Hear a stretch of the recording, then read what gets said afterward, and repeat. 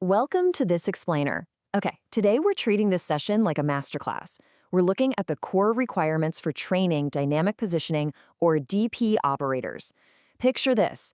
You're holding a massive drilling vessel perfectly still in a raging storm. No physical anchor, just pure pinpoint computer precision.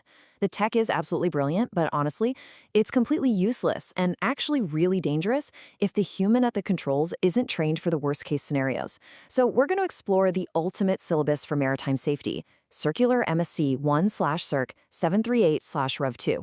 This document is literally the bedrock of how we train operators to handle critical situations and prevent disasters at sea. Now, to really grasp the gravity of this training, we gotta meet our course director, the International Maritime Organization. As a specialized UN agency, the IMO doesn't just hand out friendly advice. They dictate the absolute baseline for survival and safety at sea. When you're operating a dynamically positioned vessel, whether you're drilling in the North Sea or doing subsea construction in the Gulf of Mexico, the IMO makes sure your training curriculum isn't just some local suggestion, it's a strict global mandate. They're the ones ensuring a DP operator certified in one hemisphere is just as capable and safe as one certified in another. You might be wondering, why spend time studying a regulatory circular?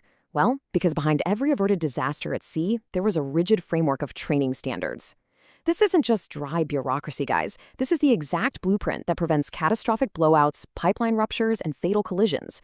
It dictates exactly how the operators holding the joysticks are trained. When a critical situation hits, say a sudden total power loss or a massive thruster failure, it's this exact framework that ensures the operator has the muscle memory to act in seconds, rather than just freezing up in panic. Let's quickly define dynamic positioning, because understanding the tech is the first step to understanding the risks. DP is a highly complex, computer-controlled system that automatically maintains a vessel's position and heading using its own thrusters. But here's where typical operator errors creep in: trusting the screens way too much. It is incredibly easy for an operator to develop tunnel vision. They rely entirely on the digital interface and completely ignore subtle physical alarms, changes in vibration, or raw environmental forces right outside the window. A split-second hesitation during the system failure, that can mean a catastrophic loss of position. In a drilling scenario, you're literally tearing the riser pipe right off the seafloor. The stakes are immense. Okay, so the IMO sets the law, right? But they aren't the ones designing the specific simulator exercises.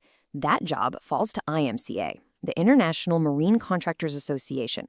Think of IMCA as the architects of our practical curriculum.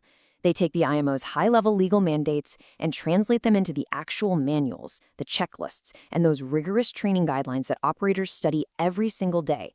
IMCA draws on real-world industry experience, analyzing actual near misses and operational data to create the training and experience of key DP personnel guidelines. It's a perfect synergy of international maritime law and gritty, hands-on industry reality. Let's look at the chronological roadmap of our training syllabus. Maritime standards aren't static. They can't be. They have to constantly adapt as ships get smarter and the oceans get busier. The Maritime Safety Committee, the highest technical body in the IMO, tackled this across 3 pivotal sessions. We see the foundation laid way back in 1996 during the 66th session. Then there's this massive leap forward, 2 decades later in 2016, at the 97th session, culminating in the final modern approvals in 2017. Tracking this timeline is super crucial because it shows how the curriculum morphed to address new tech threats and evolving human factors. Let's unpack that 1996 foundation for a second. This was a total watershed moment for maritime safety. Before this, DP training was kind of fragmented. But following the recommendation of the Subcommittee on Ship Design and Equipment, the industry collectively drew a line in the sand.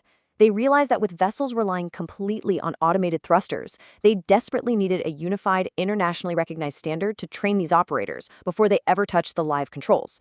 By officially recognizing IMCA's first publication, the IMO established that operating a DP vessel wasn't just another generic task. It required highly specialized, dedicated training. Now, what's really interesting about this is the regulatory trick they used. Creating an entirely new international convention that takes decades of political wrangling. So instead of rewriting massive existing rulebooks, the committee just embedded the DP training guidelines right into the footnotes of the 1989 MODU code, which governs mobile offshore drilling units, and the 1978 STCW convention, which governs the basic training of all seafarers globally. By inserting direct references to the IMCA guidelines into these established documents, they instantly made highly specific DP operator training a global legal requirement. No new treaty needed. Pretty smart, right? All right, fast forward 20 years to the 97th session of the MSC in November 2016. That jump in time represents a massive shift in technology. By 2016, ship bridges had transformed from panels of clunky analog dials to these complex arrays of touchscreens, advanced laser reference systems, and satellite inputs. And with that came a brand new threat: cognitive overload. The sheer volume of data was overwhelming. The training simply had to catch up. The committee convened to figure out exactly how we train humans to manage highly automated systems without losing their fundamental situational awareness. The response to that was the adoption of MCA M117 Rev 2. The guidelines were aggressively updated for modern best practices to reflect those complex new bridge interfaces. But, and this is a really vital lesson for our masterclass today, the committee made a point to emphasize that the core content remained completely unchanged. The interfaces might be sleek touchscreens now, but the crucial skills, spatial awareness, the ability to rapidly transition to manual intervention, and just raw seamanship are exactly the same today as they were in the 90s. The tech changed, sure, but the absolute necessity for sharp, unclouded human judgment, that didn't change one bit. So, what is actually inside the IMCAME 117 curriculum? Well, it's the definitive guide for molding a competent operator. It isn't just a textbook you skim through. It mandates a highly specific mix of intense classroom theory, grueling simulator hours where instructors actively trigger system failures, and mandatory sea-time familiarization. It clearly defines the exact levels of competency required to sit at the desk. You don't just pass a multiple-choice test. You physically prove you can handle the vessel under extreme stress. You have to show you can mitigate typical errors, like overriding automated safety alarms or failing to interpret conflicting sensor data when everything is hitting the fan. Moving on to June 2017, which brought the final stamp of approval during the 98th session. The revised circular was officially authorized, which formally revoked the older version 1. Now, this wasn't just some boring clerical update. It cemented the modern training era. It cleared away all the outdated methodologies and ensured that from that moment forward, every single maritime training facility in the world was working from the exact same modern playbook, fundamentally designed to address the realities of 21st century dynamic positioning tech. Of course, it wasn't enough to simply sign a piece of paper in London. The IMO issued a massive global call to action. They compelled all member states to disseminate these regulations to every single crewing agency, maritime academy, and ship owner on the planet. This communication effort was absolutely critical because, look, a standard is only as good as its enforcement.